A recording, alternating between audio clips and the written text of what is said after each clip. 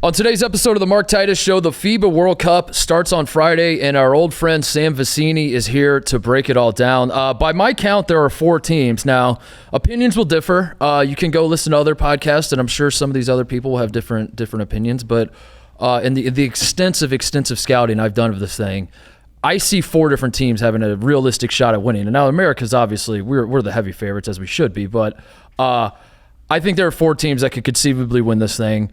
And Sam checks 2 of those boxes because he is an American who currently lives in Australia. So I thought he would be the perfect guy to have on because I do think Australia is the other team. I guess there's a world where I could have had on a French Canadian to talk about this, but I'll be honest, I don't respect French Canadians, so I just never crossed my mind to have. So we're gonna have Sam on. We're gonna talk about it all. And look, I get it.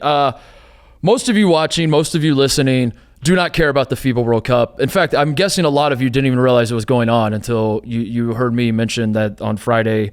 I would like to think that some of you knew. We've talked about it on the show a little bit, and it's out there. It's being talked about a little bit, but I get it. Football's coming back.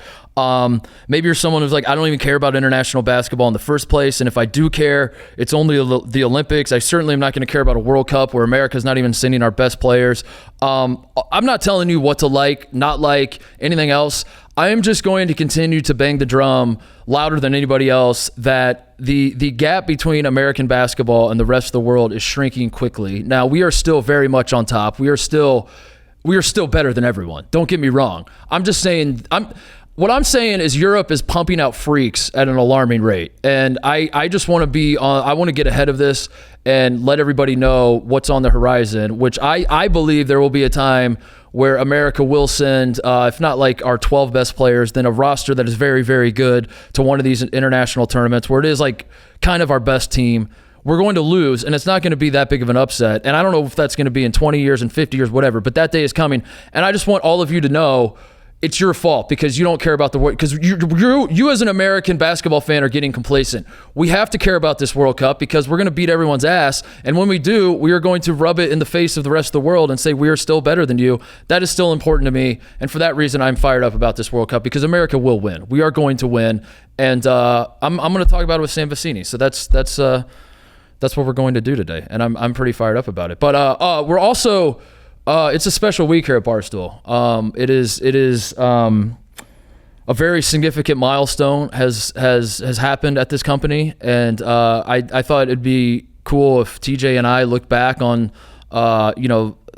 just kind of pause and reflect on how things started, where we got to, or like the path to get to where we are now, laugh at some of the memories, go through some of like the negative feedback that makes us laugh.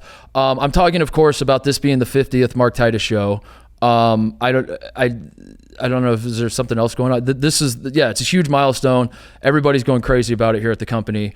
And we're going to do that because this is the 50th show. I can't believe it. When you told me that the other day, TJ, I was stunned by that. I was like, this. In some ways, it feels like we've done like 400, and in other ways, it feels like we just started the show like last week. So at the end of the show, TJ and I are going to. I don't know if we're not going to get sentimental, but we're going to do some fun stuff because it's the 50th show, which the haters said.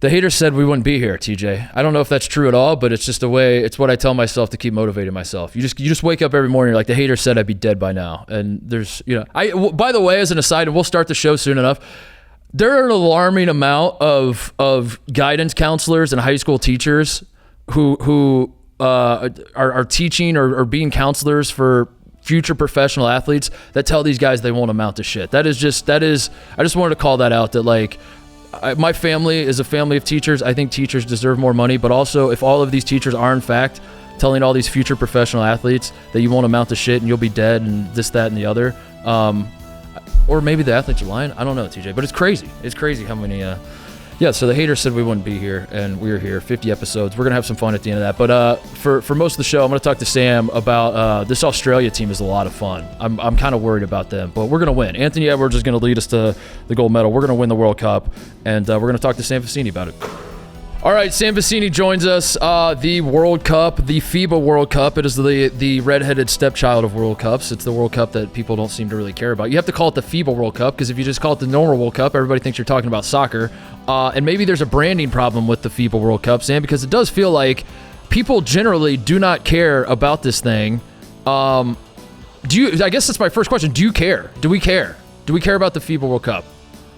No, I think the answer is no. Like, I care way more about, like, it was great. Like, we're going to bars for the Matildas, like the Australian women's soccer team here. We were having a great time. Like, it was fantastic. The World Cup was here too, so that helped. But like, at the same token, I mean, ain't nobody going to a bar for the FIBA World Cup. Maybe for the Olympics they might, but not for the World Cup. Even in Australia? Because I wanted to ask you about that. Like, what's the vibe? This Australian team could conceivably win this thing. You don't think there's going to be... Yeah. I don't think they can win first. Like, I'm like a little bit worried about them getting out of the group, like, to be honest. We'll talk about that maybe at the end, but like, they could do well. I think they have a chance to medal, but I think that the problem is that other teams don't send their best players. The U.S. isn't sending their best team. Serbia, like, Nikola Jokic is off, horse betting and drinking and having a great time. Like, we're going to see him probably on like one of those carts that we see him on the internet sometimes, just like being drugged around.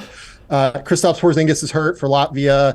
Giannis is not playing for Greece. Like, there are just a number of players that say this is just not a best on best tournament, and I think that ultimately people only care about best on best tournaments, right? How did we get here? Is it just the dream team? Do we blame the dream team for this? Because I feel like a standalone basketball tournament, now at this time of the year, if we're talking about just the American sports fans, it's terrible timing with football coming back, so there's like that to compete with. But in general, I feel like the sell for a FIBA World Cup should be way easier than like watch our United States men's basketball team play during the Olympics. Also, our swimming team is going to be competing. Watch that. And also our track team is going to be trying to beat the Jamaicans, and also our women's gymnastics team. It just feels like it's too much. It feels like this should be the bigger deal, and it's not. And the only theory I can come up with is the dream team ruined everything in 1992, and everybody's been chasing that high of the 92 Olympics. But so if that's the case, and I think there's like a reasonable case for that. Like, you look at the Redeem team as well. Like, that was a big thing, obviously. Yeah.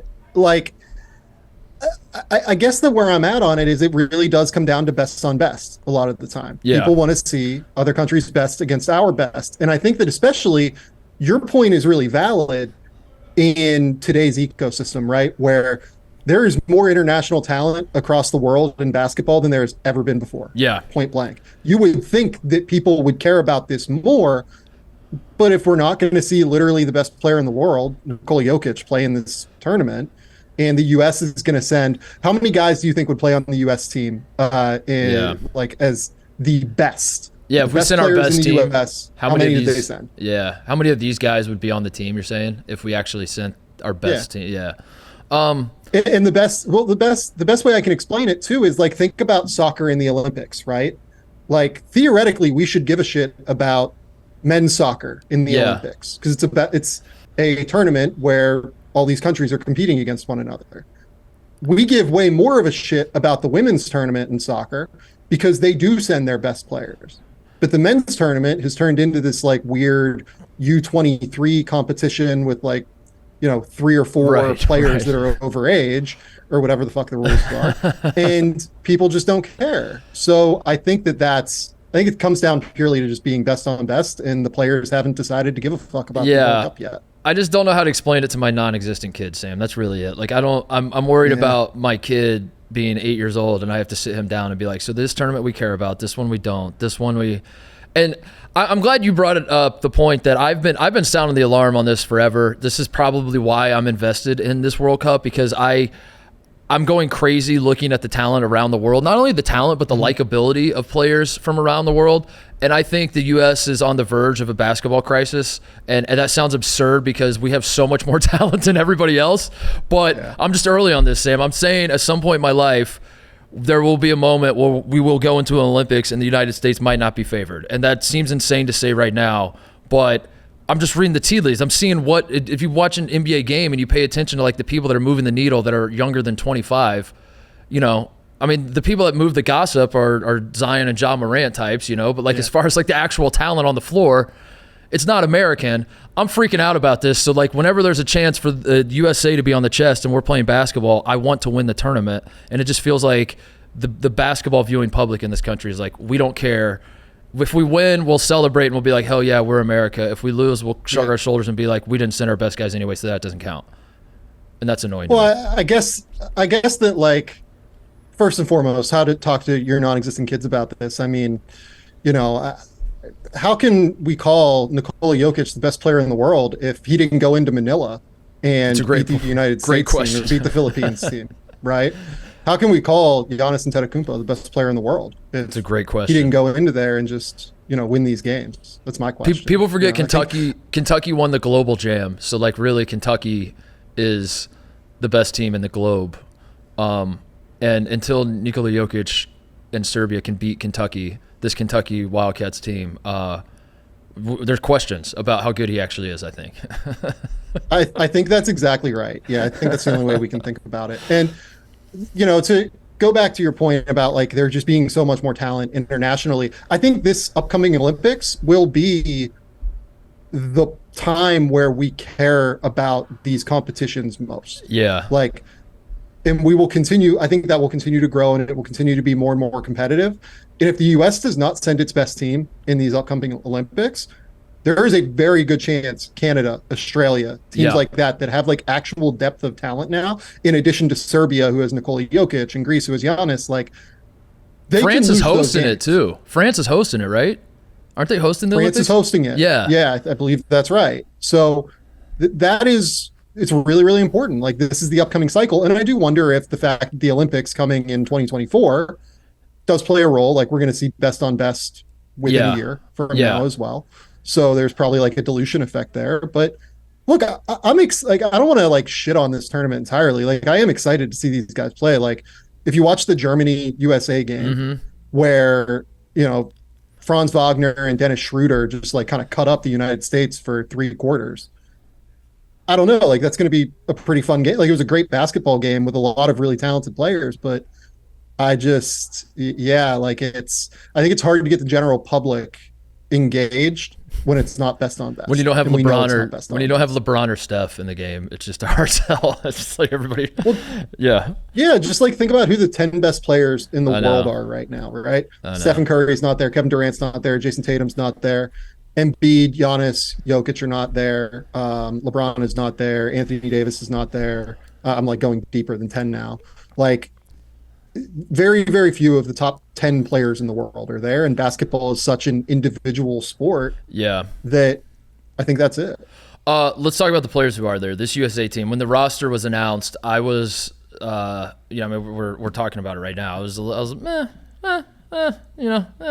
I don't know. We'll see. Doesn't really make it move that much, but, I like these guys on the team. We'll see. I was surprised at through the exhibition cycle, by the time they come back to beat Germany, how invested I am in this team. One, that I think they are good, and I they are the favorites. America's going to be the favorite in just about any basketball tournament we enter, but I think that this team has demonstrated that they should, in fact, be the favorite based on their talent and not just the USA on their chest. But two, they're so likable and fun, and oftentimes when you have, like, a USA team that feels like they could eventually get tripped up in one of these global tournaments, frankly, it's a group full of unlikable guys, and it's like part of why they're frustrated. Part of why they're not going to win is because it's frustrating about the egos that are at play, or, like, they don't play well together, or that they're traveling their balls off and looking at the refs and arguing because what they can do in the NBA they can't do at the international level. You moved to the Midwest, and within months you just go back to old man yells at a cloud basketball takes. I'm back, baby. But this team doesn't have that, Sam. This team is fun. How do you agree with that? Do you think that this team, by and large, for what they are, we got to take them for, we would prefer if there's more talent, obviously, but this is who we got. We got to eat the meal we're served. Do you like the meal that's been put in front of you with this USA team? I do. I love this team. I think it's a super fun, unselfish team. Like, you look at the guys that they have brought in, from the really fun idea of, like, the Villanova duo of Jalen Brunson and Josh Hart, right? To Tyrese Halliburton, just, like, diming up everybody all over the court, to Austin Reeves, who is a really unselfish, great player that has emerged into being somebody over the last year that helped the Lakers to the conference finals, and now looks like he's going to play a pretty pivotal role on a Team USA team that, like, can't play without him a lot of the time. It feels like Jaren Jackson's a super unselfish player, and you can go. There are so many other guys on this team that you just love to talk about in that way. But then there's the guy at the center of it, and that's Anthony Edwards. Yep.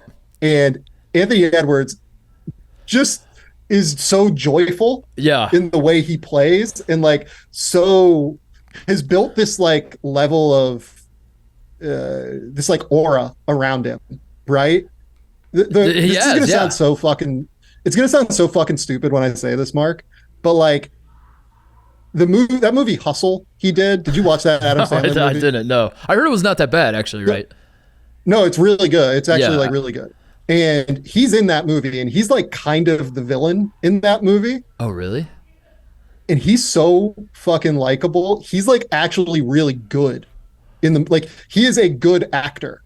He is a 21-year-old. I gotta watch it. That is like an awesome actor, like talking shit, being super confident, and like all that. I know people are going to make fun of me for this, but that kind of matters to me. Yeah. That he's so comfortable in his own skin that he can go into an Adam Sandler movie that's like a pretty big deal on Netflix, be the villain, be completely like likable as the villain and like himself, and be like a lot of people's favorite part of that movie. It just kind of is a microcosm of who he is, I think, as a person in terms of that confidence level. My two big data points on Anthony Edwards before he ever played a second of NBA basketball were, number one, the last second shot he hit in Maui to beat Chaminade when he was at Georgia in the 7th place game of the Maui Invitational. And he celebrated. He didn't really celebrate, but he just kind of had that like, like a pose that you would see if like a guy hit the shot to win the Maui Invitational. I remember watching that and I was like, oh my God, this kid, like, he wasn't, he wasn't doing Sam Cassell big balls or anything, but he just kind of like in my mind, you treat that like you just won the NIT, and instead he was just like, like you might have said I'm him, and I just remember thinking like, this is a different dude here. And then in the pre-draft process, as I'm sure you remembered, Sam, when he said, like, I don't even really like basketball. Like he's like, I don't really know if I like this, to be honest. I'm just kind of good at it. And he's a football guy. That's it. And I was so turned off. I don't know. This is old man Titus basketball fan, I guess. I was like, boy, I don't think this kid's gonna work in the league. But now looking back on it, it's like, no, that's just who this dude is. He's just so likable and just like is just going to the beat of his own drum. So I guess that brings me to an insane question I'm going to ask you, and I understand how insane this is, but I'm ready to go there after watching just this exhibition cycle. We haven't even gotten to the real World Cup. Is there a world where Anthony Davis can position himself as the future face of the NBA? Based on, like, I'll let you answer. Go ahead.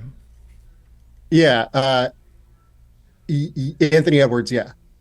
I think there is. Like, that mantle is up. Right, like it's coming up soon, I think. So, and go ahead. It feels like Nikola Jokic doesn't. I don't know if Nikola Jokic wants it, frankly. Right. Giannis, with the way that he plays, like his physical, like battering ram style, I like if he lasts until he's like 32, 33, as opposed to like 35, 36, like many of the great players are nowadays. I don't think that would like surprise anybody, right? Yeah. And then Joel Embiid has his history of injuries. I think that it's going to be a battle between like Anthony Edwards, Jason Tatum, Luka Doncic, Jokic, if he ever wants it, frankly. Yeah. Like, I do think that we could look back at this tournament and it be the moment where people point to as this is when it started. For Anthony Edwards, maybe. Yeah, I don't think most of this country is going to care about this tournament, but there might be a moment in the championship game. U.S. is down 4 with 5 minutes left, and people just start texting their buddies and like, throw the game on. And I'm not saying that 30 million people are going to be watching, but like enough people will be watching. Anthony Edwards wins the game. Kind of like the same thing that unfolds against Germany happens in the championship of this. I don't think you hand him the crown and say you are now the face of the NBA, but I'm just like, again, I'm trying to predict the future here, Sam. And first of all, the conversation of like who's going to be the face of the NBA and who's the best player are two completely different things. Like Jokic is going to be Jokic or Giannis are going to be the best player for the foreseeable future. Luka might work his way in there, whatever. I think the quote unquote face of the NBA has to be an American. I think it has to be an American, and maybe that's because I'm an American. But when has it never been an American? It's like it's as much as we like these European guys. Like there is a cultural like thing that's off about like like Jokic we love, but we also love him because he's like so different, and Giannis is like so like you can say you love Giannis and Jokic, but like at the same time most Americans do kind of roll their eyes at the idea of them not caring, and we want our athletes to like care more. I don't know, I just think like ultimately the face of the NBA has to be an American, to the point that like it's only ever been an American. It was Bird and Magic and Jordan and then Kobe and LeBron and like whoever it was, like it's always been an American guy. Steph in there.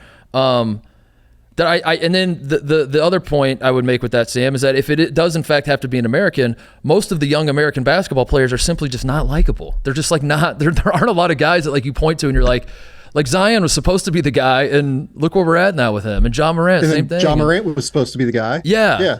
And it's like, John Morant had a signature shoe get released this year. Remember that? Mm-hmm. Nobody else does. Yeah, exactly.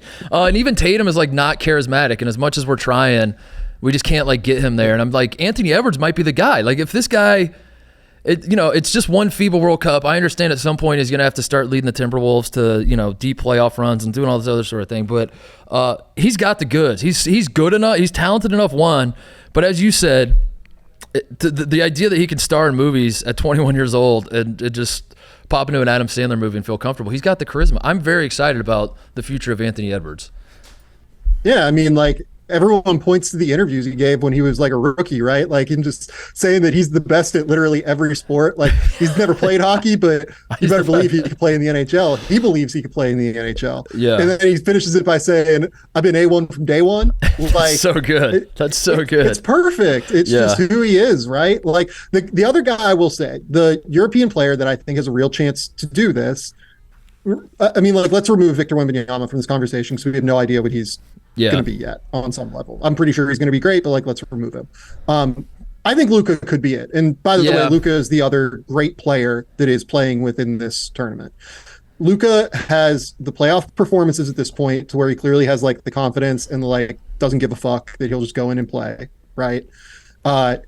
He has, I think, like a real level of charisma. He has the thing where like he complains to the officials and a lot of people find that unlikable.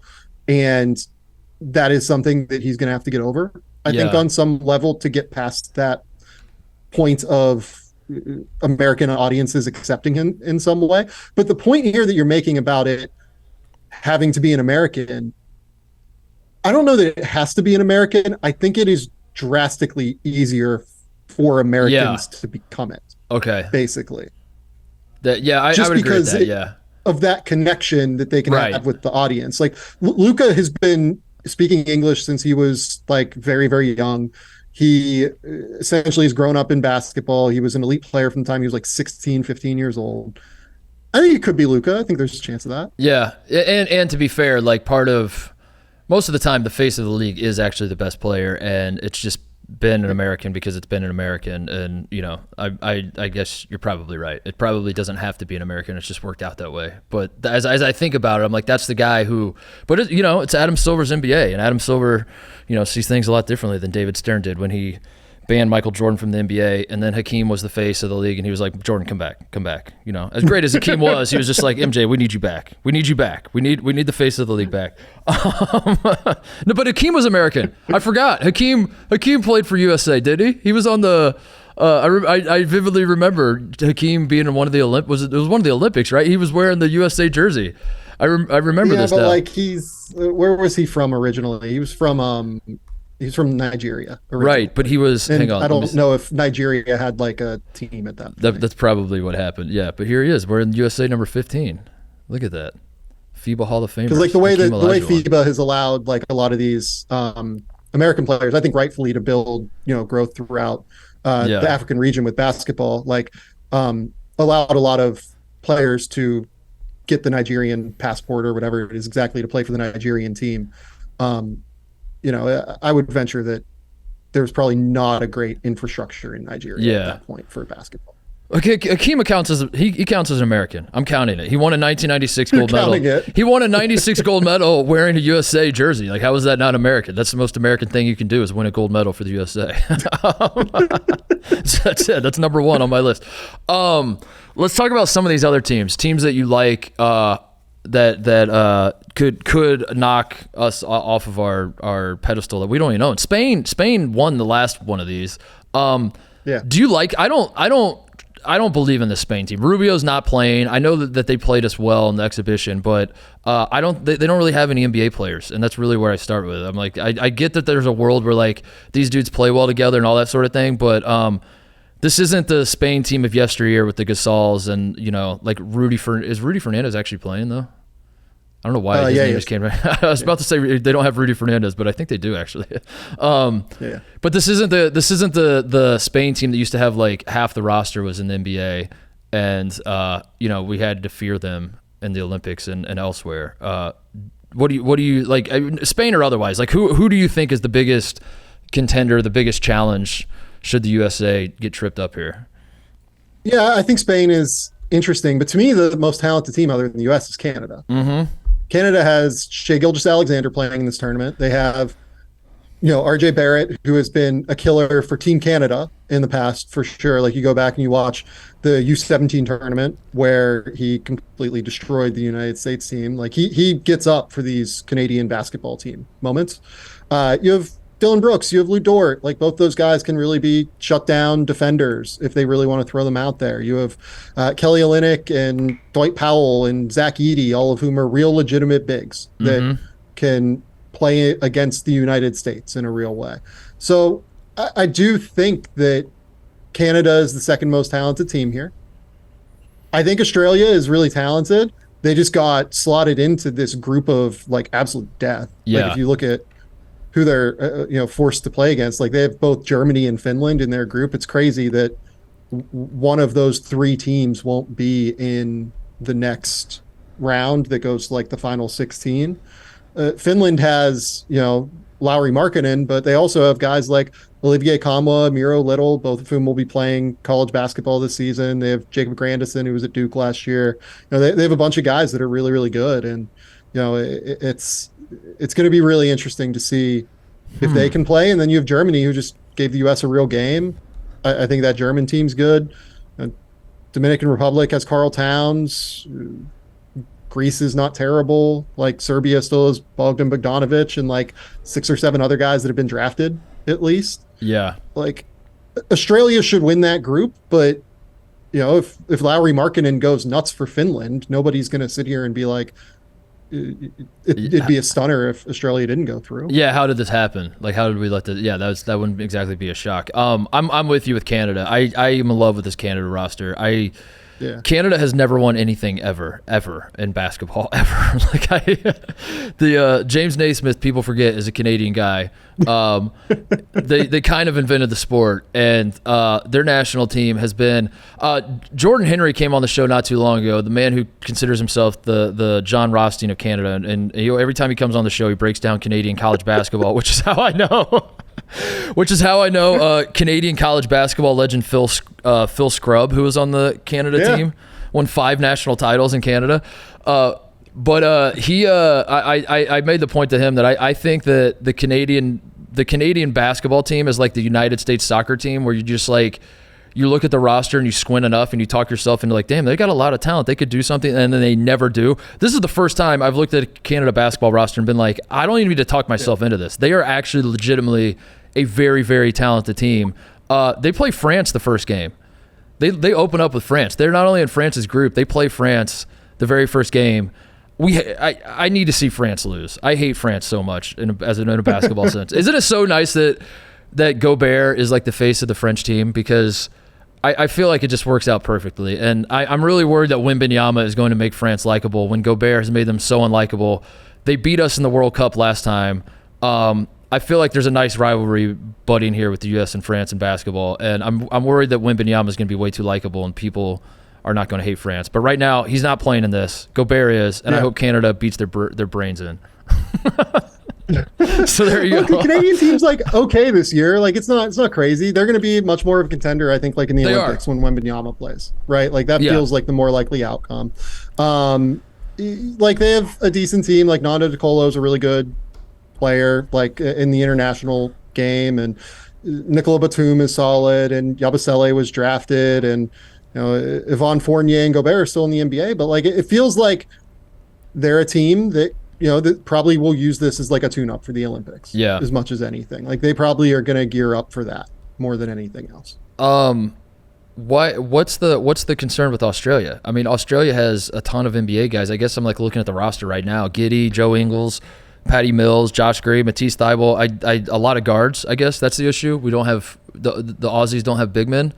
We can't get Andrew Bogut Yeah, we can't get Bogut there. Yeah, I mean, look, the Jock Lawndale got hurt in one of their tune-ups, and that was the guy. That's the guy. Yeah, supposed to be Lawndale at center, and that was going to work perfectly. But then he gets hurt in one of the tune-ups and can't travel with them. And now it's probably going to be like Dwap Reith, who is like a really good player over in Europe. But I mean, look, Australia should medal on some level. Like they really should. They are, to me, probably the third most talented, top to bottom team in the competition. And then you have Josh Giddey, and the way that Australia is doing this is they're building the entire scheme around Giddey, basically running the show out of ball screens. It's a really, really fun team, I think. Like, I think that watching Josh Giddey go out and try and dominate the game is a really, really fun way to play basketball because he plays so unselfishly. He's just a really smart basketball player. I think Australia is going to be the most fun team to watch. Canada is our biggest threat, and we're still going to win it. That's my read on it. The U.S. has a great draw. I looked at this this morning. We play. We would not play Spain, France, Australia, Canada, or Germany until the Final Four at the absolute earliest. We won't play them one single time until we are already in the semifinals. Not to say that like there's no other team that could beat us along the way, but like those are the heavy hitters, and they're all on the different side of the bracket. So I feel I let them all beat up on each other, and we'll just cruise to the Final Four. Who else is in this thing that people need to know? Luka's in it. Luka, they're not good enough to. They're not really good, but Luka is. He's good enough. That's really all that matters. Like I think that they can cause problems for any team that they play because he's good enough. And I think that Serbia is they play a really solid team-oriented brand of basketball with, Bogdan Bogdanovic and Nikola Jovic. And, they have a lot of random dudes that college basketball fans will know and love, like Filip Petrushev and Dusan Ristic. There are a lot of those random dudes, right, that have been around the college basketball vibes.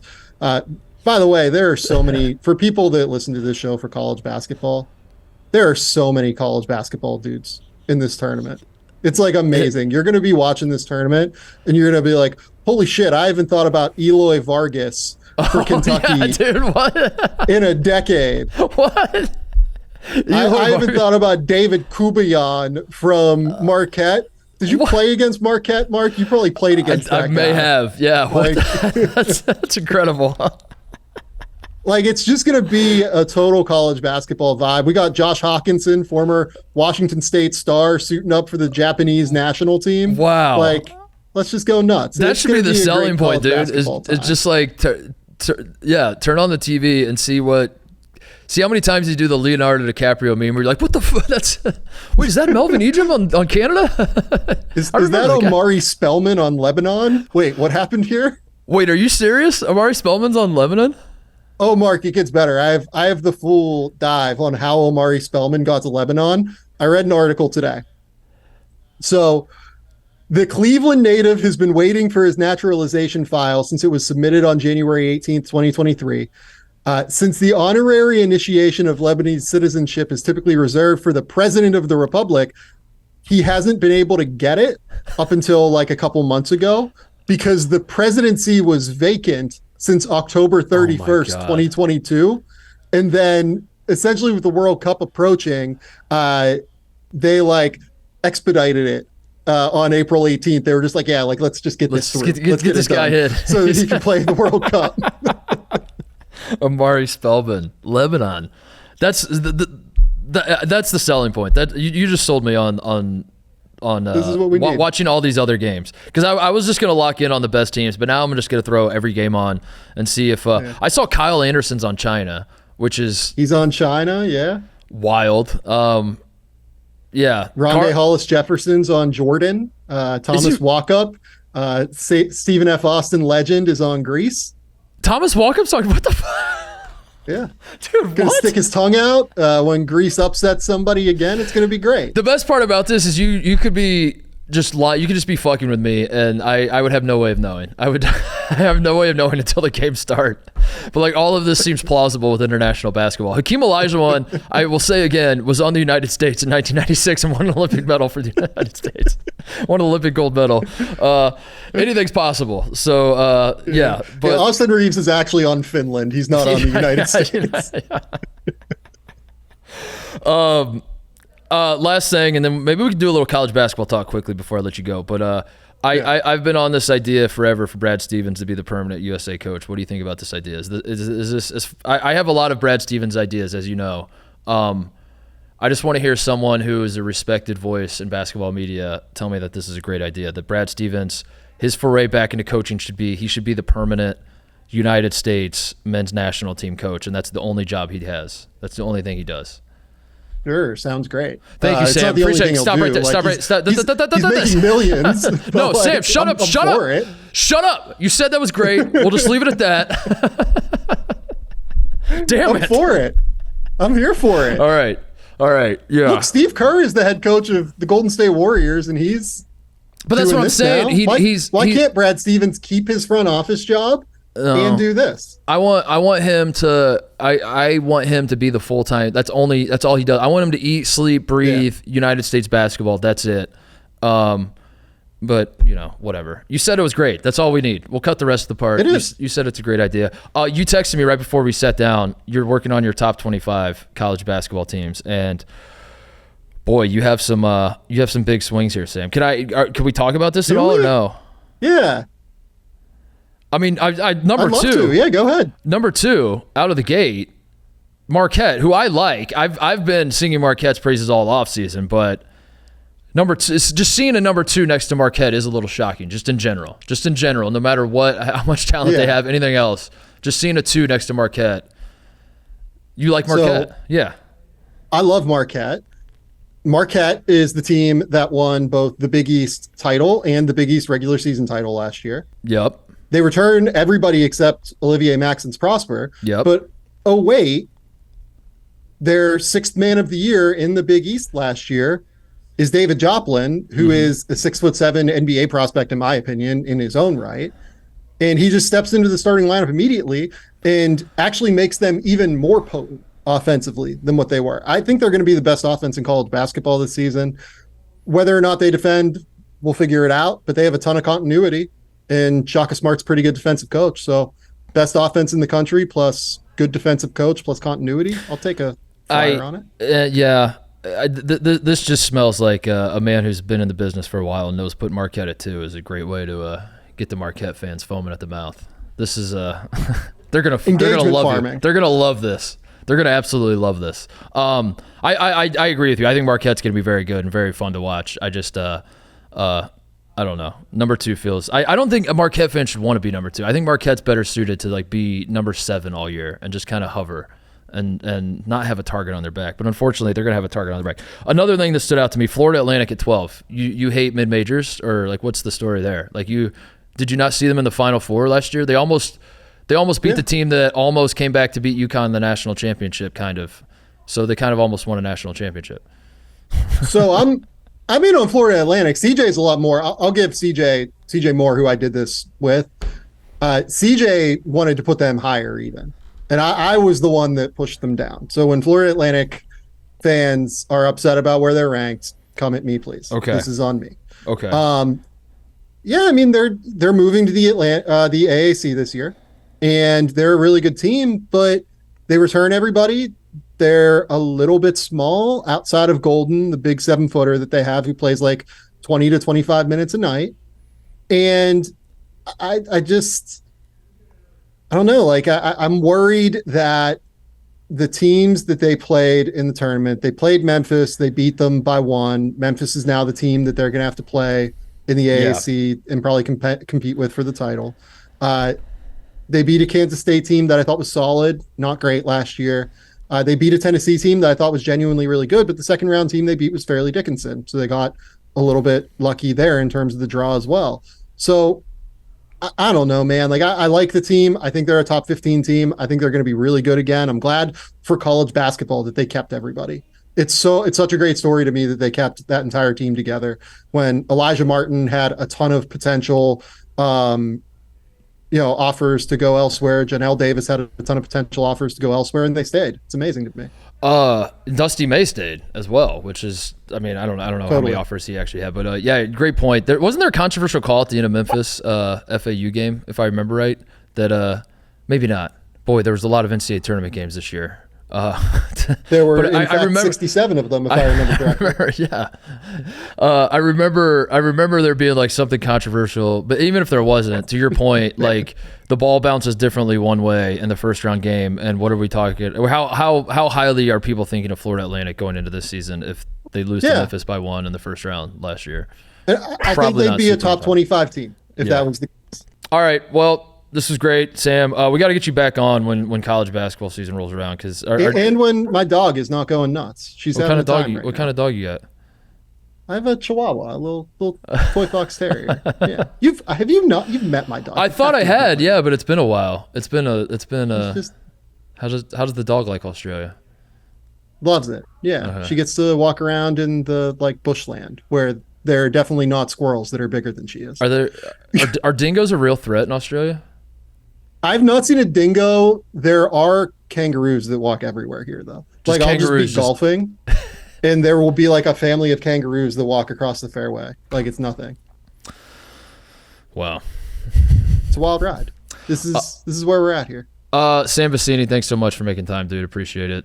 USA is winning, and I need everybody to care about this. If nothing else, just at least I want people to just check the scores. If not, you don't even have to watch. Just check the scores and make sure we win. And then when we do win, I just want to make sure the U.S. basketball fan does not get complacent, Sam. That's all I want. I just want people to make sure we're still reminding everybody that we're top dog. So Anthony Edwards is going to get it done for us. Thanks, buddy. Of course, man. Anytime.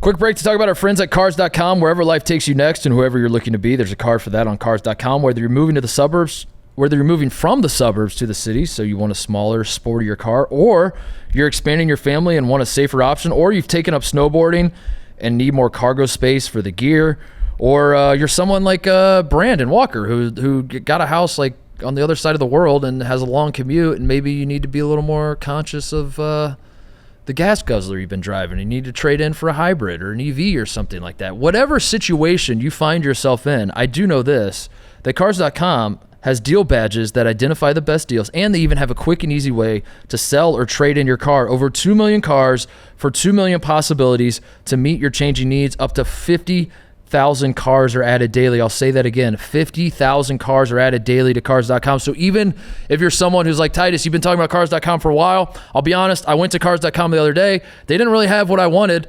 There are 50,000 cars added every day. So try again tomorrow, and there's going to be something you're going to want. Go to Cars.com, find a car that you will love, and find your next possibility on Cars.com. Where to next? All right, thank you to Sam Vecenie. Before we get out of here, let's do some reflecting, TJ. And part of this is obviously it's our 50th show, but it aligned well. We're recording this on Wednesday before the award show has taken place. The Barstool 20th anniversary award show, which I didn't even realize was an award show until 3 days ago. I thought it was just a celebration. But now, is that what we're calling it, an award show? Yeah, it seems like there's a lot of confusion over exactly what the details of this show are in every aspect, who's presenting, who's nominated, who's going. But what it is a celebration of 20 years of Barstool Sports, newly re-owned by Dave Portnoy. Everyone's here except for you and soon to be me, because I'm in one of the side rooms of the House of Blues in Boston right now, but I'm not going to the show. I'm catching a 5 p.m. train back to New York so I can keep recording the podcast and then move out of my apartment in 12 hours later. But yeah, it's a big day for the company. You at least showed face there today doing the yak, and then you're going to get out. And I don't know if anyone will notice because you showed face, you know? I did not. So here's my story. Here's what happened from my perspective. I got sent the information about it. I read through it, and my interpretation of what was taking place. Now, this was like a month ago when they first like put out maybe it was longer than that, but when they first put out the thing, they sent it all the employees and like, this is going on. Feel free to come if you want, whatever. There was something in there that was like, one, it's not mandatory. This is not a mandatory deal. This is just kind of like a side thing. So I was like, not that I'm trying to get out of it but it was just like, all right, so now I have to make a decision. Now the decision falls on me. Do I go or do I not go? And then as I was reading through what it felt like it was, TJ, I thought it was just going to be like the OG guys. I thought it was going to be like all the guys that like launched the I interpreted it as like a live podcast from like the 5 or 6 guys that were most pivotal to the early days of the company, sitting around telling war stories.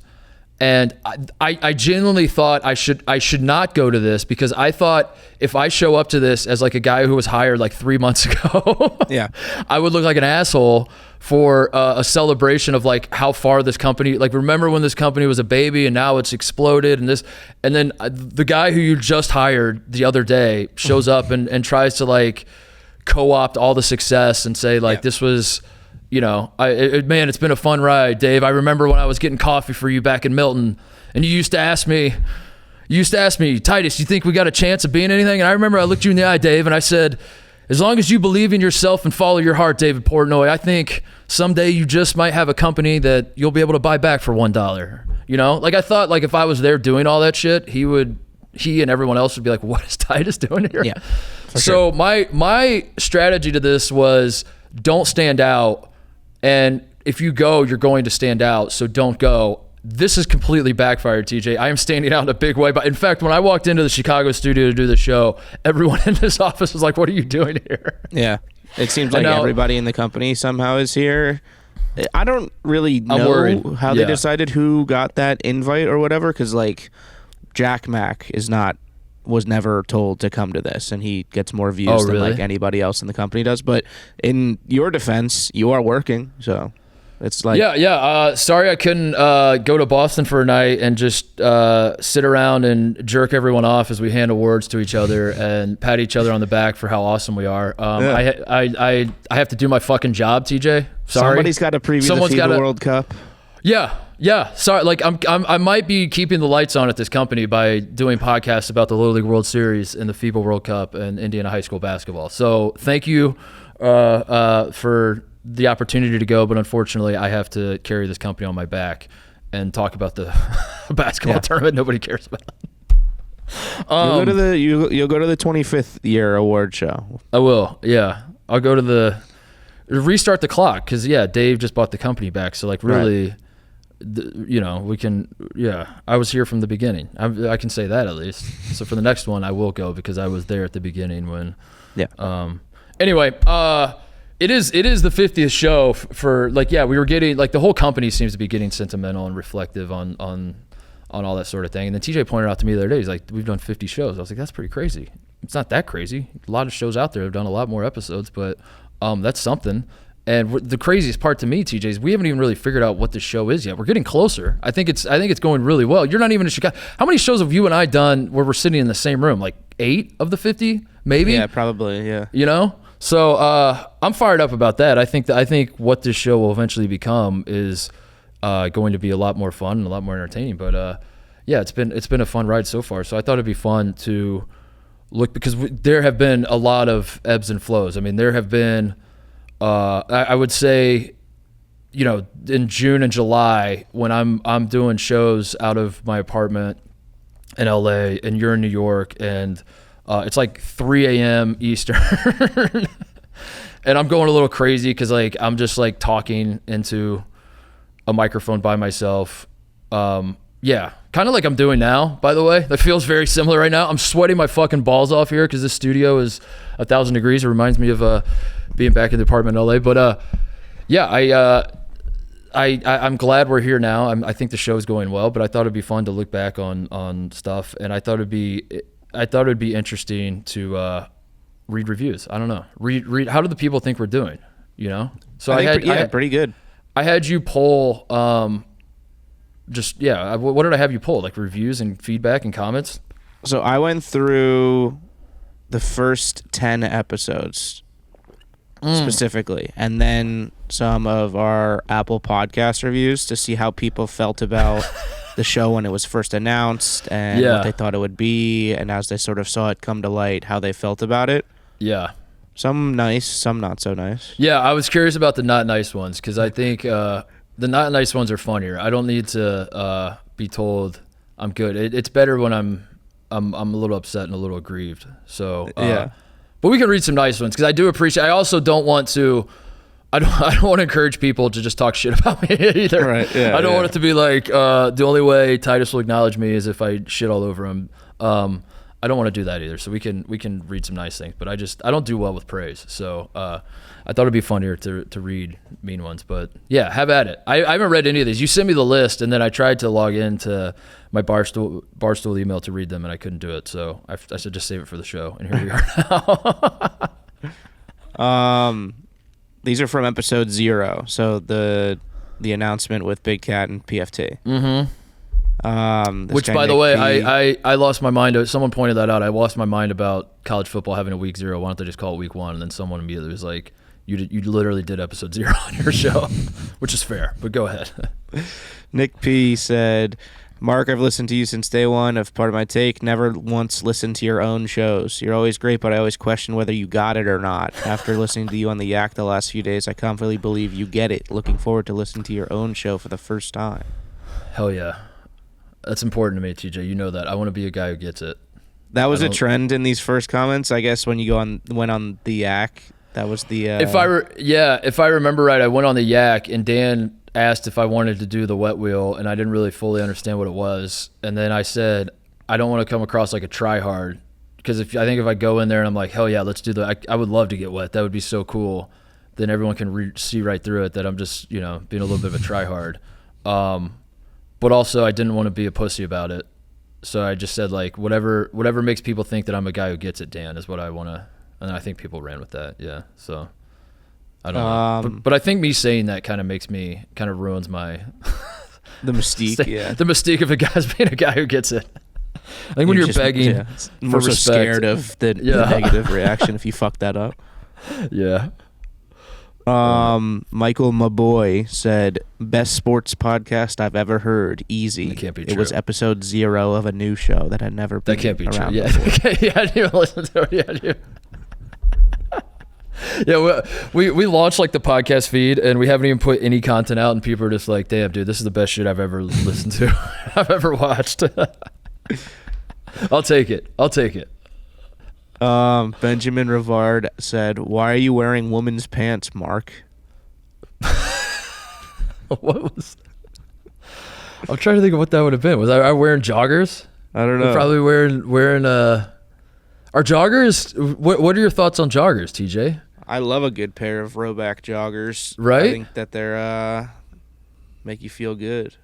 Yeah, I thought joggers were, but maybe I do have long legs, so maybe the joggers were looking like capris more. I don't know. I'd have to go back. I think that was probably the first time they had seen you. Like the angles that we have in our podcast studios are not exactly the most flattering in the world because there's like nothing in front of you and the cameras are kind of low, so they're shooting upward into you. Yeah. So that might have played, like, that happens to a lot of people when they go on the Yak for the first time when they're wearing shorts because their pants. Oh yeah, and then you get the crotch shot. Yeah.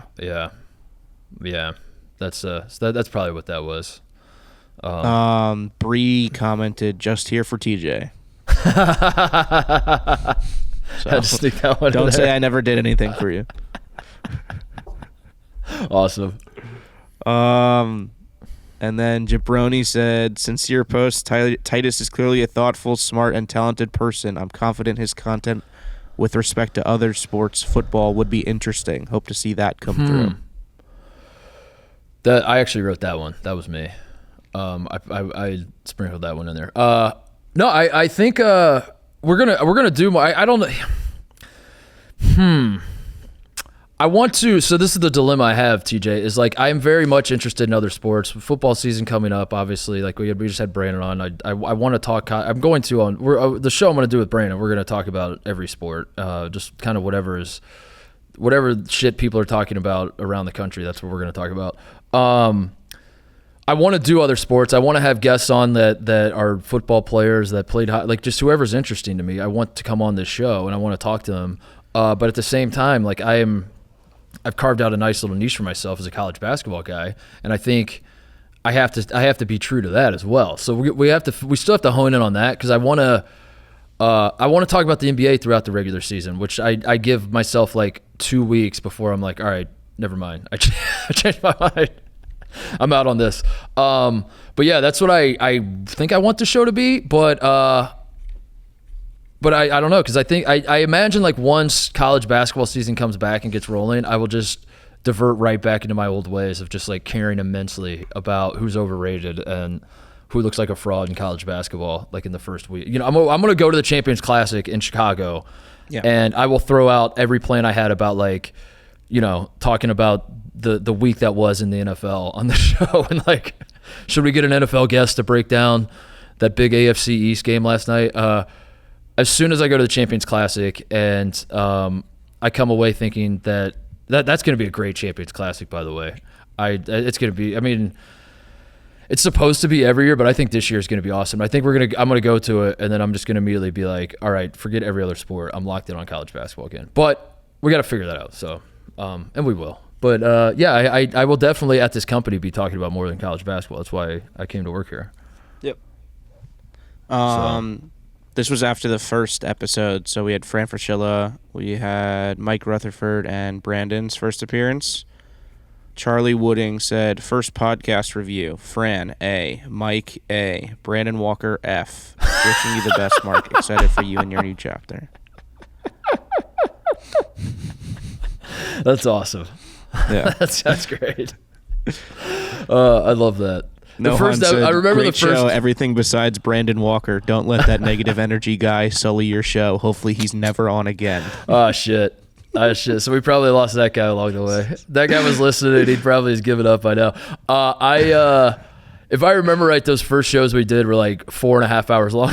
Yeah, because we had like 3 interviews per show. Yeah, I don't know why I did that. I just like, dude, I was so in my head about. That was such a fucking whirlwind for me. That was like, oh yeah, it was a million different things. It was like the number one thing was that I was just being killed for breaking up with Tate. Like I was just being, and that fucked me up. I won't lie. I would like to pretend like I'm above that and I don't read comments and I don't, feel that, but I 100% felt that.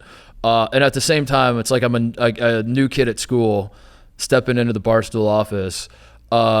I'm trying to launch a show that I don't really know what I should probably at some point stop saying that I don't know what the show is. I know what we're figuring it out. It's a good show. I like where we're at now since I've gotten to Chicago. I think the show's gotten a lot better, and the numbers reflect that. And it seems that people have enjoyed the shows from Chicago a lot more. But when we were starting, I was like, I don't even know what the fuck this is. I don't even know. I remember meeting with like the sales team and the bookers and everything, and they were like, "So what is your show?" And I was like, "I don't know. I'm just gonna like talk about shit." I was like, I've never done a show solo, and I don't know how this is going to go or what this is going to be. And then on top of it, like the whirlwind of getting thrown into like the Barstool world where I'd like dip my toes, but I have never like cannonballed in, where I'm doing live streams and I'm doing like Out and About, which I absolutely love. Joey and Pat rule, and I love doing that show, but I just like walked out of that room after that show, and I was like, I'm not at Fox anymore. This is not Fox Sports. So I don't know why I did that, but apologies to everybody. Shout out to anybody that sat through all 3 hours of those initial shows. I don't know. I felt like if I got like an array, I was throwing a lot of darts at the board, and I knew Mike really well. Fran, I knew like in a professional capacity, but I don't like Fran's not a guy that I'm grabbing a beer with, And then Brandon, I was kind of new to, and I was like, I'm gonna throw one Barstool guy in there, so at least like the Barstool crowd will come. But then I had 3 guests on the first show, and ended up being an absolute marathon of a show. Yeah. That by the time everybody listened to it, like all the stuff we talked about was irrelevant, probably. Right, because it was all like conference previews that were like starting the next day. Mm-hmm. It was, looking back, dude, like I in some ways launching during college basketball, during March Madness, like the lead up to March Madness. It was March Madness. We launched in March. Was great. It obviously, we got a huge boost. A lot of people that are interested in March Madness joined right away, subscribed right away. But man, that fucking sucked for me. That was like like trying to like start something new when it's all the eyeballs are on you. Like, that this is like the 3 weeks that people care about. These are the 3 weeks that I get measured by, and I'm starting something new and I don't even know what it is, and I've never done this before on my own, and I'm at a new company where it was insane, but we're here now. So yeah. There is like a negative aspect to like starting at a peak, because like right after March Madness is the college basketball off season, so there was going to be an assumed regression, and like that might not have looked at the greatest on the charts or whatever, where we started here and then like we're down here, but I think we're like, as far as I can tell, going back up on that parabola now, which is never mind. I try to not care too much. I know you do, and everyone at Barstool has to care about the number. I'm not blind to the business side of this, but it'll drive me. I'm someone that'll be driven crazy by it. So I just try to like do the best shows I can do. And yeah, those like during the off season, and especially once the NBA Finals ended, and like all there was the draft. I was definitely like, these shows fucking suck. And we would get to shows and I'd be like, this was horrendous. So I haven't felt that way since I got to Chicago. Maybe I'll feel that way after this show. I don't know. I feel like this is going well. Maybe a little too much navel gazing for us at 50 episodes. Maybe like this is something you're supposed to do at like 500 episodes. But yeah, I haven't really felt that in Chicago, and I think we got a good thing going. And that's what's really exciting me is that you're not even here yet. And we don't even have the studio yet. We don't even have like the real setup yet. We don't even have the real office vibe of everybody being around each other, and being creatively inspired by being in the same space as other people that are here that are funny and interesting. So I think that's gonna be great for us, and I'm really fired up for that. But yeah, it's crazy that we launched this thing and didn't really know anything, and here we are now, having some fun. So anything else? Are there bad? What are like the worst ones? Give me the worst ones. I can think yeah, hold on. There was a lot of, I had a huge screenshot. The people, when we had NIT Stu and Coleman Crawley on the same episode, the comments were overwhelmingly positive about those guys. Oh, really? Yeah, like these are the reasons why we like college basketball, that sort of like line of commenting, which was cool. Hell yeah. Somebody said Titus is the best thing to happen to Barstool since Big Cat. That's not true at all, but that's not true. This is why I don't like praise, is because like I'm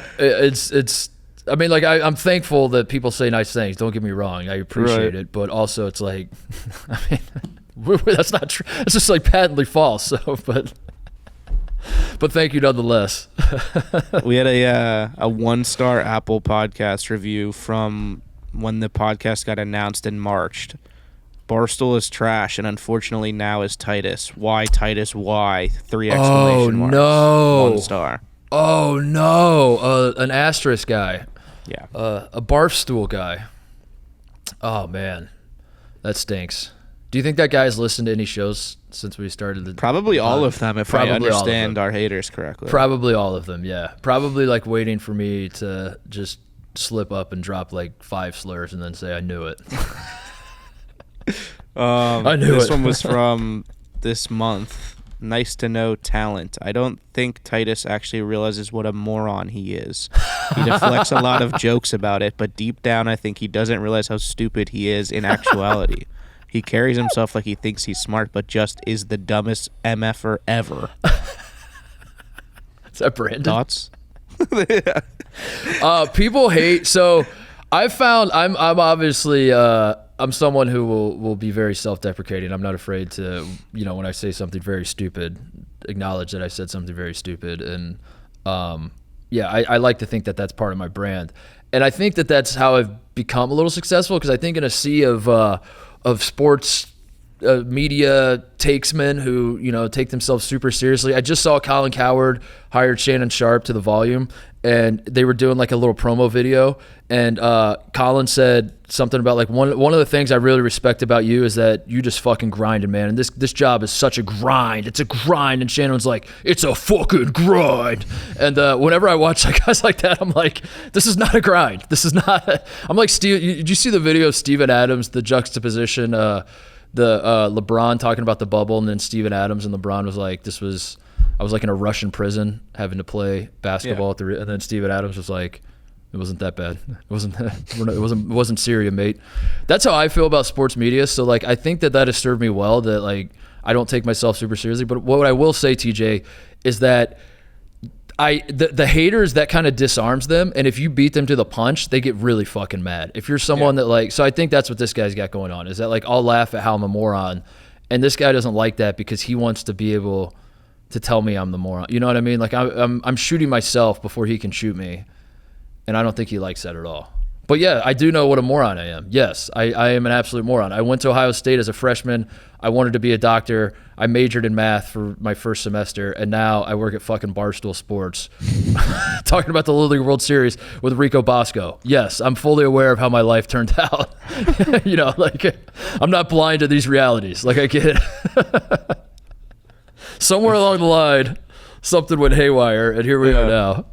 But no, that's not too bad of criticism. I'll take that. Whatever. Yeah, there wasn't too many overtly bad ones. Like, maybe if anything was over the line, it got auto flagged or something. There was a lot at the beginning criticizing the move and criticizing I guess the split from the last spot that you worked at. But I think that people have started to it's chill. People have chilled out. You or not. Yeah, I think at this point. Well, I was in like the middle ground too, where I felt like the Stoolies.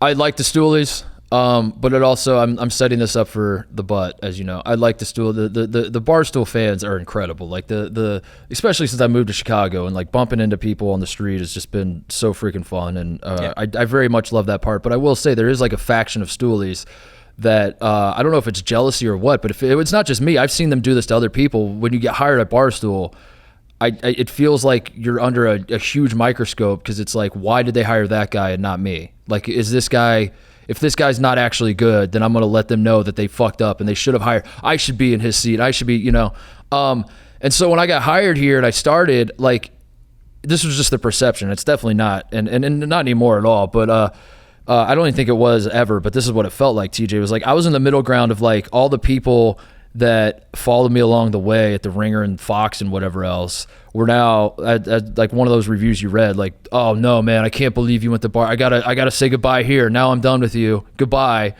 But then I also felt like there were a lot of Stoolies that were like, let's wait and see with this guy. Is this a guy who gets it or not? Is this a guy who, and I was like stuck in the middle ground where like I didn't have like the Barstool. I wasn't like folded into the Barstool world yet, but I also had like stabbed everyone else in the back seemingly. And that was a weird spot to be in. But I think all that's died down. I think you're right. Like, I think and I knew it would. PFT was great with that, by the way. Like, PFT, I remember early on, like, he pulled me aside and talked to me about it all and was just like, this is how this is going to go. People are going to say you're a scumbag and yada, yada, yada. And then all those same people are going to listen to your show and follow your shit, and they're going to, and then you're going to, hopefully, if everything goes right, you'll be added to the list of, I hate Barstool, but I like blink, blink, blink, blink, blink, blink, And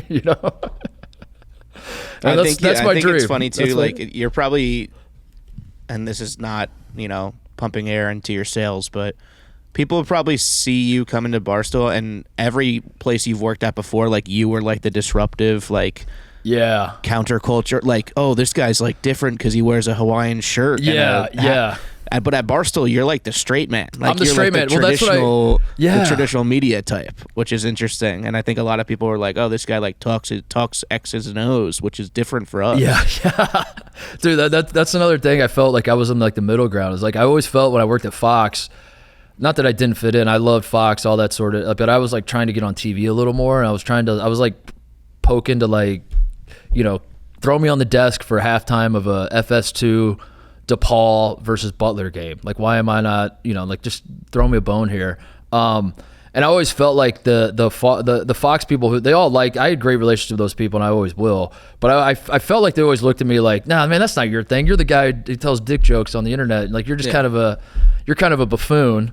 And then, when I came here, it's like I have felt that as well, where it's like even people that seem to like me are like, I like him, but like I don't know if he's like really Barstool material. Is he like a guy that's gonna take his shirt off and and shotgun a beer during a case race? Like I don't know. Is he? And somehow the whole time I'm just sort of me, just kind of going through the world, and like I somehow have a reputation as way too bro-y in some circles, and then a reputation as like boring as shit, buttoned up man in other circles. And I don't know how any of this happened, but here we are. I think we got a good thing going. I think that's nice. I think I can code switch. You know what I mean? Like I think we get like straight-laced guys on this show, and I can button it up and talk to them like professionals. And then we get jackasses on the show, and I can dumb it down. And I think that's what I'm going to try to make this show, is just like put anybody else in that chair over there, and I can talk to them. But we'll see. I don't know. That was nice. That was fun. What for you, as you've worked on the show, what would you say is like your favorite memory from the show so far? And the long storied history of the Mark Titus Show. I think the times that you've had your dad on is pretty cool, and obviously that's not a new thing for you. You've had your dad on everything you've done, but to me, I think those interviews like are more important for bigger reasons. If you understand what I'm saying, to do stuff like that, it's cool. My dad came to the office this week for the first time, and I sort of like saw that sort of the same sort of side of it, where it's like he wants to get involved, and giving him that chance. I think stuff like that is cool to do. My dad always apologizes. I always call him every time he comes on when I'm driving back home, and I'm like, Dad, you killed it. I both at Barstool, Fox, and everywhere else, every time he comes on one of my shows, I call him on the way home, and I'm like, that was awesome. That was so good. And I mean it. I'm like, that was exactly what I wanted it to be. And he's like, I'm so sorry. He goes, that... and then he points out, he's like, no one's going to listen to that or like that. And he's not entirely like... he like notices the numbers are like never great when he comes on, but I tried to tell him, I was like, Dad, I think it's like an indie movie almost. It's like I think like there's not a mass appeal to my father coming on to talk about Indiana high school basketball. I understood that when I asked him to come on, but I think the people that did enjoy it, that's super important to me, that like those people that those people are like, holy shit, I never thought I'd listen to a national sports podcast at Barstool talk about, Kokomo's basketball team in Kokomo, Indiana, and the good old days of the North Central Conference in Indiana high school, so I think like there's value in that. And I guess like that's something I want to do more of, by the way, not to have my dad on, but like try to I'm glad you said NIT Stew and Coleman's was well received, because I want to have guys like that on who are not necessarily like the biggest names in college basketball media, but are passionate and a little oddballish. I say that affectionately to both of them. I like them both a lot, but I'm a little oddballish too. We all are. They talk about the NIT and Cinderella story. He sits courtside at like Colgate. That's obviously not mainstream stuff. Yeah, but I don't want to shine a light on.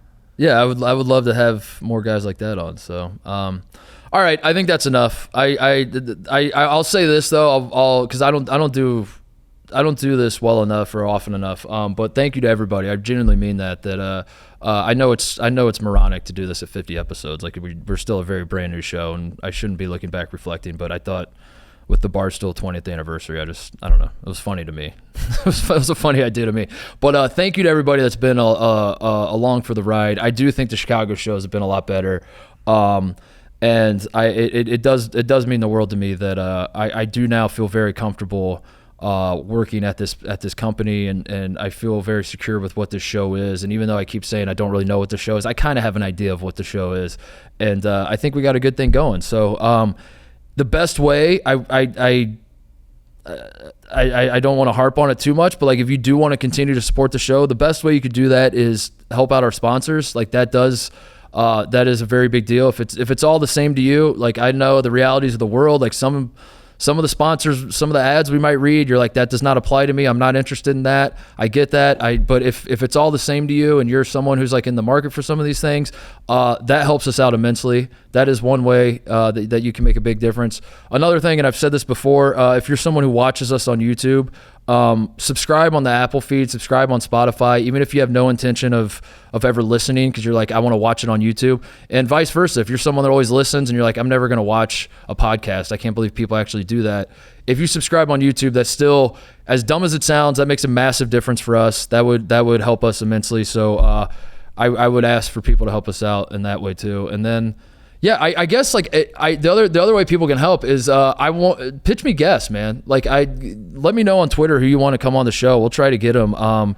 What you think works, what you think doesn't, all that sort of stuff. I am generally pretty good at getting negative feedback. Even like I've had people say like, you know, like some of the interviews I talk too much and I should let the guests talk more. And I consume that feedback and I'm like, yeah, I probably should. I should talk. I should let the guests talk more. I'm not the best interview in the world. I understand that. We'll work on that. But yeah, give me some, you know, there's someone out there that's, I want this show to, I do want to go after LeBron James. I would love to have LeBron James on this show and talk to him about everything in his life and his career and all that. I would love for this show to someday have LeBron James on it. But I also want to continue to give guys like Coleman Crawley and guys like NIT Stu, I want guys like that to come on the show who are passionate about what they're doing and I think are interesting and all that sort of thing. So if there's somebody that you think, or like if there's just people in sports media, you're like, dude, I can't believe, like I think you would vibe well with this guy, whatever. I want to have him on. Well, him or her. Nicole Auerbach was great, by the way. Was that the first woman we had on the show? Was she the first woman? Yeah, I think so. I think gotta she was. Be right. Yeah, she was fucking. I thought we vibed great. I'm gonna bring her back for sure. Yeah. But yeah, if there's somebody out there that you think would be great on the show, let me know and I'll try to get them on and we'll have some fun talking about whatever it is they're interested in. So enough of that. Let's do some shout outs and get the hell out of here, TJ. Do you have anything? I just wanted to again shout out the Barstool 20th Anniversary Awards. This podcast comes out on Thursday, but if you go to barstool.tv/pay-per-view, you can still watch the replay of it.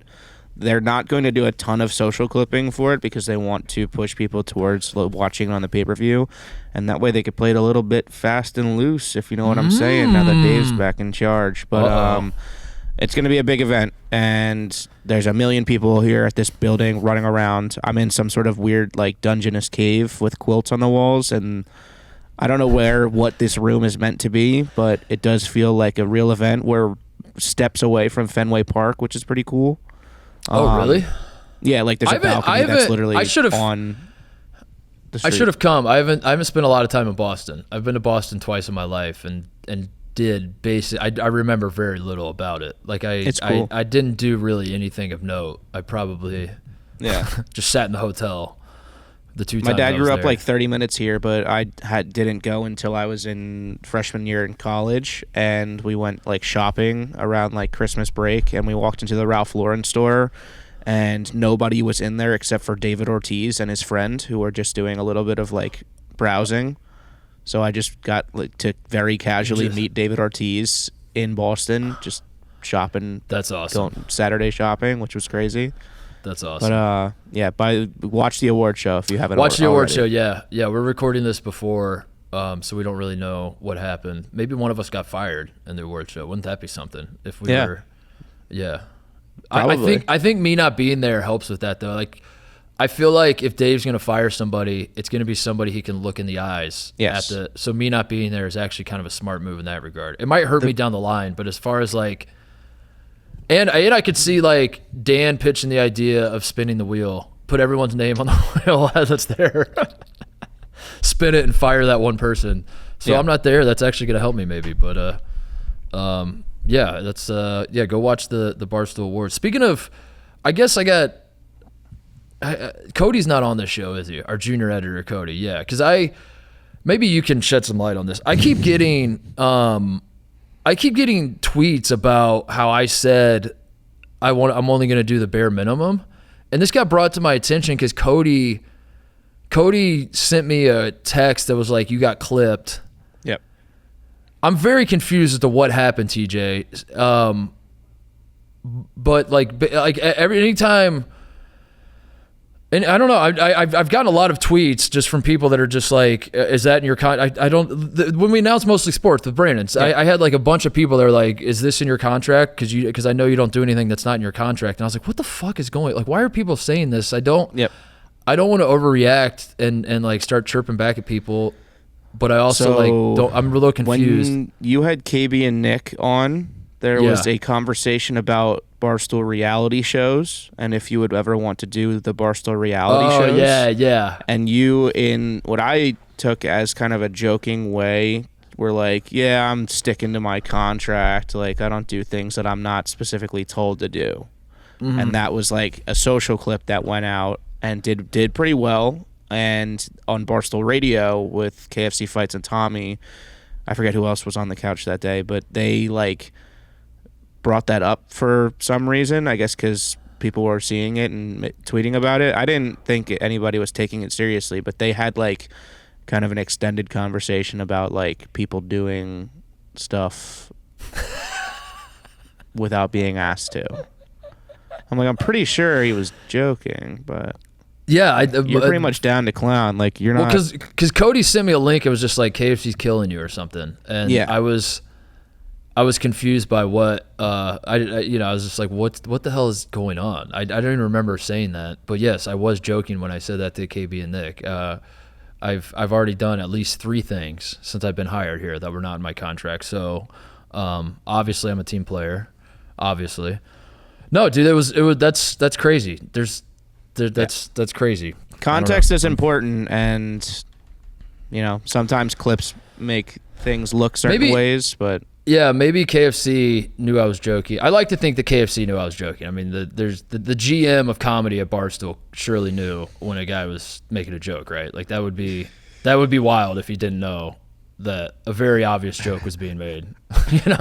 So this clip is already getting played on tomorrow's Barstool Radio, so I just want to say, what's up, guys? What's up, everybody? I mean, right? That's like I think it was a nothing burger that was blown out of proportion. I keep forgetting I work at Barstool Sports and that this isn't a comedy. This is not a place for comedy. This is a place for sports takes. And the Chicago office is the sports office. Yeah, if I'm at the Chicago office, I'm not allowed to make any sort of jokes, sarcastic or otherwise. All right, well that clears it out. I was a little confused because it was just my Twitter feed was just full of people saying, "Is that in your contract?" And I was like, I know a joke's being made, but is it a joke? I'm just confused by what's going on here. Another thing I wanted to call out. I want to call you out. I want to call out Brandon as well. The Joel Klatt list was fake, TJ. Oh, really? It was fake. Yeah, I knew it was fake. All right. When Brandon, TJ's like, I don't care. It's more embarrassing for Brandon, honestly. When Brandon came on the show and he's like, Joel Klatt is JJ McCarthy at quarterback 1 at the number 1. He's the number 1 quarterback in the country coming into the season. And I said, there's no way that's true. Don't pull the tape unless this is actually what I did say. And if it is, then make sure everyone knows I didn't ever believe this for a second. I said, there's no way that's true. Joel Klatt's way too smart of a guy. There's no way. Brandon just kept insisting. He's like, no, it happened. Yeah, and I tried to look it up, couldn't find it. You send me a text of a tweet that had, and I look down, I see it, and at that point I'm like, well, TJ must have vetted this. Brandon is insisting. I guess I'll just roll with it, and we'll work under the assumption that Joel Klatt had JJ McCarthy at number 1 on his quarterbacks entering this college football season. In a world where Caleb Williams won the Heisman last year and is coming back to USC this year, and Drake May is going to be a top 5 pick, it just like never registered as ever being real to me until Brandon just insisted it was. So then I went along with it, and then people are killing us both and I just want to say that was a Brandon thing. That was I'll remove you from it too. You were just trying to find the tweet Brandon was talking about. You never said this is 100% real. You were just like, for reference, here's the tweet. Yeah. Somebody has said that he was number 1. He didn't say it, but so he was. Someone said that Joel Klatt said. No, that's right. No, as it turns out, that report is false. But someone did in fact say that Joel Klatt said that. What else? Shout outs. I didn't do the Rambus deal this week. I feel like that bit's dead on. It's dead on arrival. We're 3 episodes in the winning time. Kurt Rambus has made one very brief appearance. Now, at some point, he is going to get clotheslined on the show. Will the show be canceled before that? I don't know. Jeff Pearlman, the guy who wrote the book that they're basing this whole show off of, I saw was like on Twitter asking people to watch it because like the actors and everyone involved in the show can't promote it, and he's worried that it's not gonna get another season, which is fair. Like I don't blame him one bit for that, but I was just like, damn, that must be bleak times for winning time. So I don't know. We'll see. I'll see if for the 3 people that were sitting around.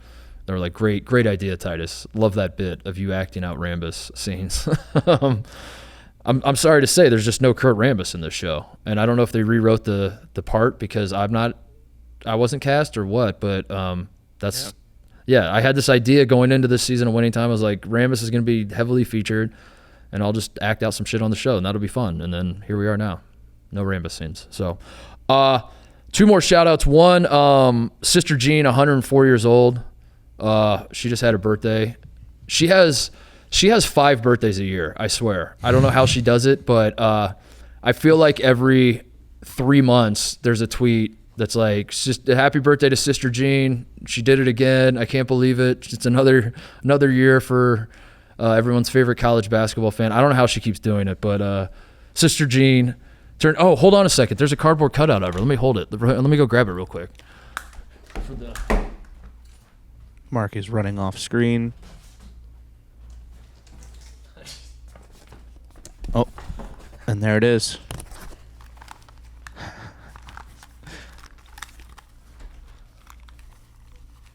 What the hell? There we go. Yeah, there we go. There's this cardboard cutout in the Chicago studio of Sister Jean. How about that? Yeah, that's got to be a COVID era cutout. Yeah. I have one of those myself in my house. She looks like she's like 101 in this picture. So yeah. I think this was a few years ago. She's gotten a little older since then. But Sister Jean, 104 years old. Yeah, there's really nothing else to be said about that because, as it turns out, there's kind of never really been anything to say about Sister Jean other than just like, damn, that lady's old. Yeah. That seems to be the story. Every time anybody talks about Sister Jean, that's the reason they keep talking about her birthdays because it's literally the only thing people talk about. It's just like, damn, that's an old lady. And she watches basketball. An old lady can watch basketball? Yeah. That doesn't seem right. Anything else? I was just going to say shout out to the New York office era of my life ending. Next time I'm doing a show, I'll be at my parents' house, but I'll be out of my apartment, and the following show I will be in Chicago. So damn, what's happening? What's your move looking like? You doing a one-day Wednesday. drive? My movers come tomorrow morning at 9 a.m. I'm sleeping on my roommate's couch Thursday and Friday. Then I'm going back to my parents' house in Central Jersey, and then flying out on Monday or Tuesday. Oh, you're Probably flying. Tuesday. And then you're meeting the... God, you're so smart, TJ. You're so smart. I should have done that. I'm trying not to have moving issues like you, but I did, in a panic, not sleep last night because I realized I was behind on packing, so I spent the entire overnight shift packing every piece of clothing and a bunch of random shit. I was like, I got to do this now or else it's never getting done. You should do a thread like a handful of other Barstool people moving from New York to Chicago are doing, which I am getting very triggered by the way. As a man who moved from Los Angeles, which I don't, you said it. As a man who moved from LA, I don't think I deserve an award. I don't deserve a pat on the back, whatever, but it is very much triggering me that like Che's like, big drive ahead tomorrow. I was sure to get the 10 hours of sleep to drive 6 hours. Yeah. 6 hours? Dude, it took me 6 hours to get out of LA when I was driving my U-Haul. I'm traveling 8.5 hours today to do 2 podcasts. Yeah, I'm very, like you can't, you have to be in the car for at least 12 hours if you're going to the internet to say like, I got a marathon drive ahead today. Yeah. It's got to be at least a 12-hour drive. But yeah, you should do a thread where you're like, big moving day. I'm moving all the way across the country just to really drive it home. You're like, I'm moving all the way across the country from New York to Chicago. follow along with me on my journey, and then just tweet something from the airport, and then tweet something when you land. Thread ends. You're just like, thread ends. Thread, yeah. Yeah. You're like, I got some Garrett's popcorn at the Chicago at O'Hare, and now I'm getting in the Uber to my new place. All right, that was it. That was a grueling move. But yeah, I've been here for forever, and now I'm not going to be here anymore. So it's crazy. I had one more for the future. I had one more shout out. You mentioned my father earlier. I want to shout out my doofus dad because I found out on the phone yesterday, TJ. I cannot believe this, man. So my dad told me yesterday that, have I talked about that I've mentioned how he lacerated his kidney, right? I told that story on the show, or did I not? This happened within the last year. I was playing pickleball with him, and I dropped I thought I told it on the show, but if not, apologies if I've told this a million times, but yeah, not too long ago, my mom has gotten really into pickleball, like a lot of people have, and there's they live in this community that's not like an old folks community, but also the way I describe it sounds like an old folks community. It's basically just like a housing development that's like all for people that are a little older, but at the same time, I think I just described like a it's like a 55 and up neighborhood or something. 55 and up neighborhood. And they have a clubhouse, and at the clubhouse there are a bunch of pickleball courts, and they are just a hot item at this community. It's just like what all the pool is untouched, everything else is, every amenity is untouched, but the pickleball, you got to sit there and wait. It's like Rucker Park in its heyday, like everyone's waiting to get the next run in at this pickleball court. So I'm visiting my parents, and my mom has really gotten into it. My mom's an athlete. She's a Purdue legend, loves being competitive. My mom's really gotten into pickleball. She's schooling all the old dudes in her community at pickleball. She's really fucking good at it, unsurprisingly. My dad, as is most things, if my mom is good at something, my dad doesn't want to do it. My dad's like, I don't want my wife to be better than me at this, so I'm just not going to do it. My dad plays zero pickleball, has no interest in it whatsoever. But my girlfriend and I were visiting, this was in last November. We're visiting my parents. My mom wants to teach us how to play pickleball. She's like, have you guys ever played? I was like, no. She's like, you got to get in on this. It's so fun. So she needs a fourth. It's the two of us and my mom. And then my mom turns to my dad and is like, Bill, you're going to have to play with us because we need a fourth. So dad's like, fine, I'll play this stupid game. And because so many old people play pickleball, TJ, I thought that this was a game that like athleticism and agility doesn't really benefit you that much. It's more of a skill-based game. It's more of like just like ping pong standing on the court, So I was going a little hard just in terms of like trying to like place the ball down the line and trying to like, instead of just hitting it over the net, I was like trying to be a little cute with where I was putting the ball, because I was like, this is not a game where surely a man's not going to slip and fall and lacerate his kidney playing this game. That's not going to happen. Boy, to my surprise, not too long after we started, I put a little drop shot over the net, a little backspin on it, drop it right over the net. Dad goes to plant to like go attack the ball. His foot slips out from under him and just falls. He hits it like just the right angle that his kidney basically like just fucking explodes. We have to rush him to the emergency room. It's like this horrifying thing. Like he's like an old school Midwest, as everyone who listens to the show knows. Like he's just like he's a dude that doesn't go to the hospital. His head could be hanging halfway off his neck, and he'd be like, I'm fine, just put a little dirt on it. This man is like screaming in agony and like, get me to the hospital now. It was that serious, and long story short, he's on the mend for like 7 or 8 months. Can't do much of anything. Can't lift his grandkids. Can't do he cannot do anything. He's told, the doctor said, do not do a damn thing. You can walk around the neighborhood and that's it, right? So Father's Day, he gets cleared to do activities again, which is basically just like golf. Like the doctor's just basically like, let's take it easy. Let's just golf. Don't get crazy with this. But yeah, you can now start introducing some more physical activity into your life. So he starts golfing a little bit more. I'll get to the point now, TJ. This man, I talked to him on the phone yesterday. He said, I go, what are you doing? He goes, I'm just sitting here icing my knee. And I said, what are you icing? Like, what happened? You like hurt it golfing or what? And he goes, oh, I didn't tell you. And I go, no. And he goes, yeah, I tore my meniscus 2 weeks ago. And I said, what? I go, how did you tell you? I was like, golfing? Because again, I'm working under the assumption the only thing he's really doing is golfing. He loves to golf. I was like, or is it fishing? Were you golfing or fishing? Those are the only things that I know that you do. And he goes, well, I took your niece, his granddaughter. He goes, I took your niece to a trampoline park. Oh my God. And I go, no, you didn't. And he goes, yeah. And so she's out there bouncing around. She goes, Papaw, come bounce on the trampoline with me. And I was like, Dad, you did not do this. And he goes, no. He goes, I was fine. And I was like, you were fine? He goes, yeah, I was fine. He's like, I was out there bouncing. Everything's fine. I'm getting a good bounce in. We're bouncing around and she's doing flips and I'm bouncing with her and everything's fine. And I was like, oh, okay. So what's the problem? And he goes, well, the problem is I'm walking to the restroom and I see that they have a basketball goal and a basketball laying on one of the trampolines. And I just go, you gotta be fucking kidding me. I go, no. And I'm like horrified. I just keep going, no. Like as he tells the rest of the story, I'm just going, no. And he goes, Mark, it was the same trampoline I was just jumping on. I looked at it. It looked to be the exact same trampoline. When I was jumping with your niece, I was getting some air. I looked at the ball. I looked at the rim. I thought, I have to do this. And this man, he tried to go slam ball on him. This man literally just almost died playing pickleball of all things. Gets cleared by the doctors, and the first thing he does, goes to a trampoline park and tries to slam ball at 66 years old. That's insane. So now he's got a torn meniscus, and I'm at the point I don't even feel bad for him anymore. I was just laughing at his face. I was like, I felt bad for the pickleball thing because I was kind of responsible. I put the shot over the net, and kind of made him fall.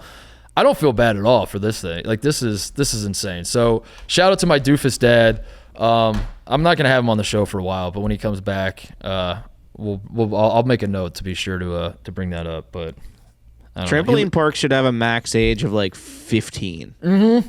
Once you get over that, Jabba Chamberlain destroyed his ankle while he was a pitcher on the Yankees, a professional athlete. He blew his ankle through the skin out of his leg in front of his kids. The adults shouldn't be on trampolines. You're absolutely right, especially not adults that just recovered from a lacerated kidney and are a little on the older side. So anyway, shout out my doofus dad. I think that's it. I don't have anything else. Do you have anything else? My doofus dad as well. Your doofus dad. Shout out to. If you're watching this on Thursday, he's drinking root beer. Oh, that's right. That's right. Now. That's right. Yeah. Go watch TJ's dad drink root beer on the yak. I'm excited to see it. I haven't seen it yet, so I'm going to be doing that. He was very, as I am about things, extremely nervous. He probably texted me 500 times the week leading up about every possible bad outcome or situation that he could prepare for. So he was very happy to make his office debut. That's awesome. Good stuff. All right, thank you to Sam Vecenie. Thank you to you guys watching, listening, everything else. Everybody have a great week. And go watch the FIBA World Cup. We have to watch it. We have to cheer on America when we win this thing. Just have some goddamn pride. That's all I'm asking of people. Just have some pride. And I know it's falling on deaf ears. No one's going to watch this thing. Nobody cares. Damn it. See you guys. Here's to another 50.